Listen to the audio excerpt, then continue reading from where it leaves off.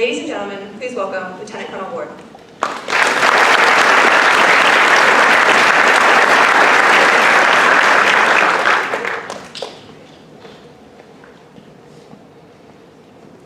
Good morning. We were originally scheduled to be a little earlier in the morning. Now I'm between y'all, not only y'all in dismissal, but y'all at lunch. So I'll try and keep it a little briefer. But good morning to Colonel Blackman, Colonel Charson, Colonel Henderson, Colonel Moore, Lieutenant Colonel Fleming, Lieutenant Colonel Ingleby, Sergeant Major Brady, Sergeant Major Obermueller, and probably most importantly, the family and friends out here of the Basic Officer Leader Course 2-23. To our graduates, congratulations. What an exciting morning to be out here. To those of you kind of sitting around the room as family members, spouses, significant others, or whatever your role is that brought you out here this morning, thank you for being what I call their person. Now that's a term I tend to use in my organization. I ask every one of my soldiers to identify who their person is. I said that is a broad definition today, as it has been throughout the history of our Army, but it's whoever motivates, inspires, and drives us to do what we do, to get these folks here on this side of the room over here into the Army, and it kind of keeps them going every day. And so thanks to all of you for enabling them to do what they've done so far.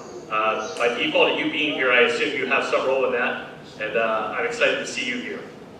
To the instructor corps here on the front row, thanks for all your hard work over the last 5 months to get these graduates ready for what they're about to do in the force. You've earned a place in their development, and I have no doubt that like every one of us who's gone through this course, they're going to remember you the rest of their career, if not the rest of their lives. I know you have a hard but rewarding job as a former instructor. I also know that you get a lot out of it. You feel like you learn a lot from every class that you teach, but I also know it takes a lot of time and energy, and so thanks for what you do to kind of grow the seed corn of our branch and of the Army. And then most importantly to the graduates. So it's kind of like when you get ready for a big trip, maybe you've done a big camping trip or a hike or something like that, you've done a lot of preparation, and then you finally get to step off. That truly is the commencement, and I'd argue that's where you are today. But you've been prepping for years to get to this point. Many of you, this started years ago. You filled out an application for a college, for the military academy, for a scholarship, or a green to gold program. Then you had to go through Beast Barracks, or you went to LDAC or advanced camp, or you've gone across the Chattahoochee and all the other barriers. Then you got here where you had to observe fire shoots, you had your gunnery exam, you had your aiming circles, you might have had bingos, and now you're here. You're leaving this here for the training environment, you're moving out to the force. You're ready, we know you're prepared to lead, and I'm going to give you 3 things I've already talked to you about before to kind of remind you as we walk out of here today. It was actually 21 years ago, like this month, that I was sitting in this room with an obligation of completing, or an intention of completing a service obligation and figuring out what to do with my life. I had no intention of staying 21 years and would have laughed at the idea of being up on this stage. But I showed up to some rather good units at Fort Campbell in the 101st Airborne Division at a very fortuitous time, about 8 months before the invasion of Iraq. We had phenomenal leaders at every echelon, from the division commander, a guy named General Dave Petraeus, down to my NCOIC Staff Sergeant Stancook on my FIST team. And one of the most impactful, but some of the leaders in this room will know in the artillery branch, who I still stay in touch with today, is a guy named Colonel Bill Greer, who was the division artillery commander. He now works at Fort Leavenworth, oversees the pre-command course program for battalion and brigade commanders, as well as working with some of the general officer courses. And he had 3 rules for lieutenants. Again, I already mentioned them to you in an earlier session, but I'm going to highlight them again today. Learn to lead, learn your job, and have fun. Now, when I say learn to lead, that's a never-ending journey if you're wearing this uniform, of the unique art of motivating and influencing others to accomplish our unique Army missions. You'll do that from the day you're a second lieutenant until the day that you take off the uniform, whether that's in 3 years or 30 years. My advice to be a leader is to be the organizational leader that your organization needs, while being true to yourself. Don't fake it. Leadership requires knowing your soldiers, and that means spending time with them and understanding what is the reason that brought them into the Army. And that's going to be different for each and every one of them. And then knowing what their goals are, both personally and professionally. And again, different for each of them. You are also their advocate and a positive and a meaningful way up the chain of command under which you all serve. And you're empowered and expected to solve their problems. It kind of means you got to know them, right? I would highlight that as a leader, you are the bridge to the proverbial they at headquarters. Because to your soldiers, you also represent the unit and the Army. You're charged with upholding standards and the values of our Army. And your leadership is going to happen when you show up where your soldiers are. So be where they are, in the motor pools, in the training areas, in their workspaces. Rarely will that be behind your desk or on your own on a digital device. Be that leader that they know and be present for them. Number two is kind of the part that you've focused a lot on the last 5 months, and that is learn that job. Now, whatever the task that you're assigned, make the most and build that solid base knowledge that you'll need through your career. Those knowledge gaps only get wider as you get progressed. And so this is the time to get exposed to the echelon of the formation that you're a part of. We've credentialed you today with the basic knowledge to do that, but I can assure you that I haven't found a time yet when you stop learning your job. And finally, perhaps the one that stays consistent, I would argue, at every rank is have fun. Your attitude is going to be contagious, and the energy is going to come from you. So remember that your soldiers and NCOs will feed off that, and again, that you represent the Army and the organization to them. Be proud of each of the units that you're going to. Whether you're rejoining a unit that you've been a part of before, or whether you're moving out to the active force to join a brand new unit.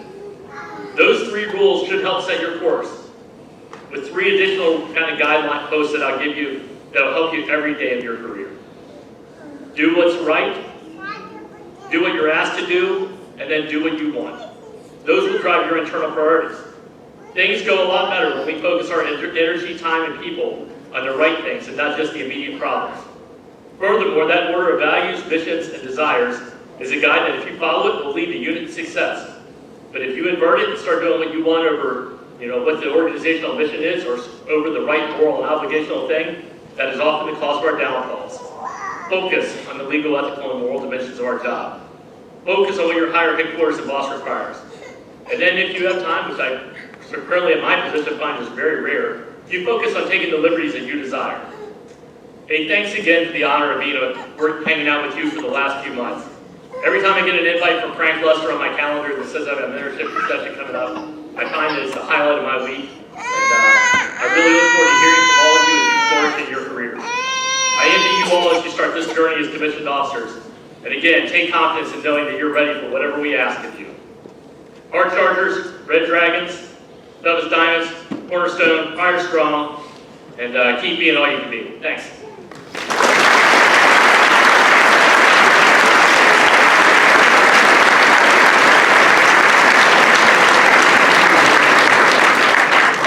Lieutenant Colonel Ward, on behalf of all these assembled officers, thank you for your graduation address.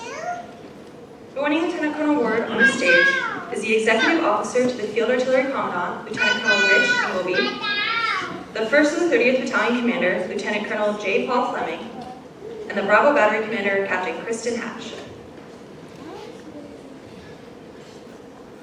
Ladies and gentlemen, graduating today are members of the Field Artillery Basic Officer Leader Course, Class 223, which began on January 10, 2023.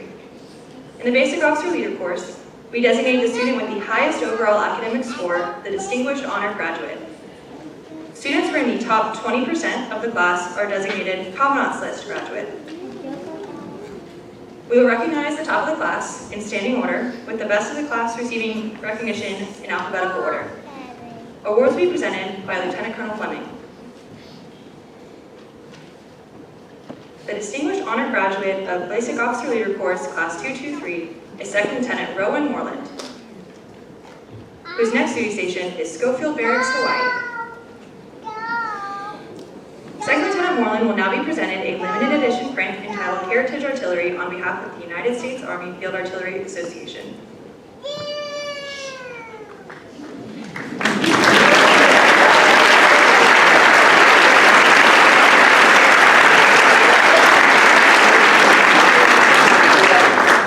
Lieutenant Colonel Fleming will also award her the Army Achievement Medal for her accomplishment.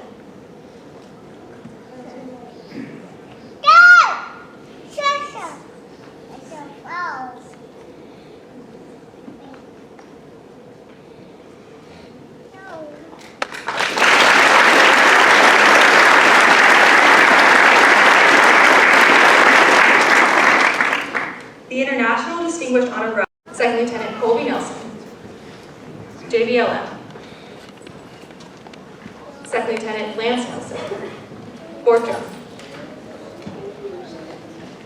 Second Lieutenant Garrett Nurenberg, Michigan National Guard, Second Lieutenant Connor O'Day, Schofield Barracks, Hawaii,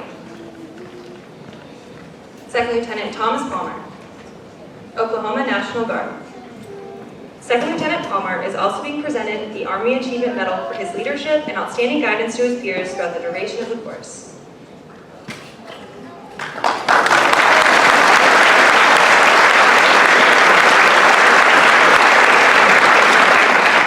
Second Lieutenant Daniel Parker, Fort Wainwright. Second Lieutenant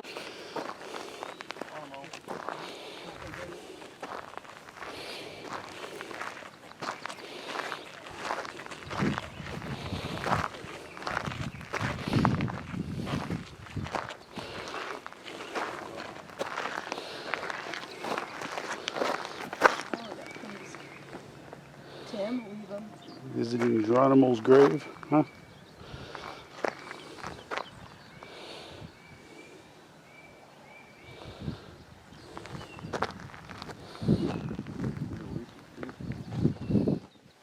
Eva Geronimo Godley, Apache daughter of Geronimo, and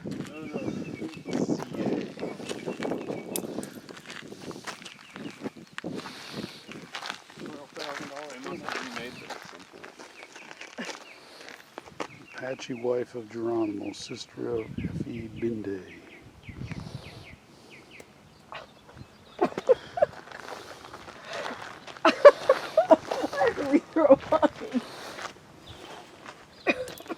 Thomas Dakaya, Apache's son of Dakaya, and Lulu Geronimo. It's like Plinko.